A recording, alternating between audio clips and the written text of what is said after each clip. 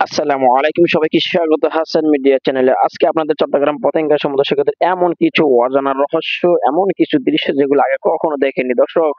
মেঘযুক্ত আকাশ, সমুদ্রে উতাল পাতাল ঢেউ, আর এভাবে বড় বড় রেস্টুরেন্টের থেকেও এই আধুনিক রেস্টুরেন্ট গুলো দেখলে অবাক হয়ে যাবেন। এত সৌন্দর্যমূলক লাইটিং সেট আপ, মানুষের বসার স্থান, ওইখানে বসে দেখতে পারবেন সুন্দর, উপভোগ করতে পারবেন সমুদ্র সৈকতের সকল দৃশ্য। দেখতে পাচ্ছেন এখানে শত শত চেহার আর শত শত দোকান। দোকানগুলো কত সৌন্দর্য, কি সুন্দর করে তারা সাথী সিস্টেম গুলো দিয়েছে এই অপর পাশেও বসে উপভোগ করার জন্য। সেই দৃষ্টিনন্দিত জায়গা দেখার জন্য কি সুন্দর জায়গা করে দিয়েছে, খুবই মন মুগ্ধকর এবং অসাধারণ, যেটা আগে কখনো আপনারা এই দৃশ্যগুলো দেখেননি।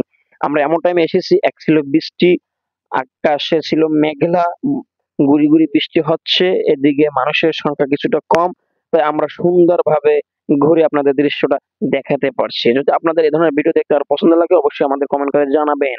আর আপনারা যদি আমাদের চ্যানেল নতুন হয়ে থাকেন, লাইক করতে ভুলবেন না, অবশ্যই ফলো করবেন আর ইউটিউব থেকে সাবস্ক্রাইব করে নেবেন যদি নতুন হয়ে থাকেন। দর্শক, তো দেখতে পাচ্ছেন এখানে ধোয়া উঠতেছে, রান্না বান্না চলে, একদিকে খাওয়া চলে, মানুষের আনন্দ উপভোগ করার মেইন একটি মুহূর্ত সন্ধ্যার টাইম এবং বিকেল টাইম। এখানে হাজার হাজার দর্শনার্থীদের পদচারণায় মুখর থাকে সব সময়। তো আসলে দেখতে পাচ্ছেন এখানে জায়গাটা কত সুন্দর, পুরো এরিয়া জুড়ে যেভাবে তারা রেস্টুরেন্ট গুলো, হোটেল গুলো কি সুন্দর সাজিয়েছে, যেটা দেখলে যে কাউকে অবাক করবে।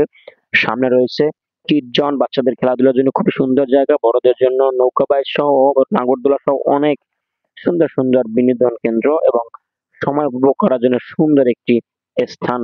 সন্ধ্যা টাইম যেভাবে লাইট ঝকঝক করছে, মানুষের মধ্যে একটা অন্যরকম আনন্দ প্রেমস চলছে। দর্শক, আজকের ভিডিও আমরা এখানে দেখাবো। পরবর্তী ভিডিও দেখার জন্য অপেক্ষা করেন এবং কোন ধরনের ভিডিও পছন্দ সেটাও কমেন্ট করে জানাবেন। আর এরকম নিত্য নতুন সৌন্দর্যমূলক ভিডিও পেতে আমাদের পেজটা অবশ্যই ফলো করে রাখবেন, ইউটিউব থেকে সাবস্ক্রাইব করে রাখবেন। সবাইকে আবারও বলছি বিদায়, শুভ বিদায়। আবার দেখা হবে পরবর্তী বিষয়ে। আল্লাহ হাফেজ।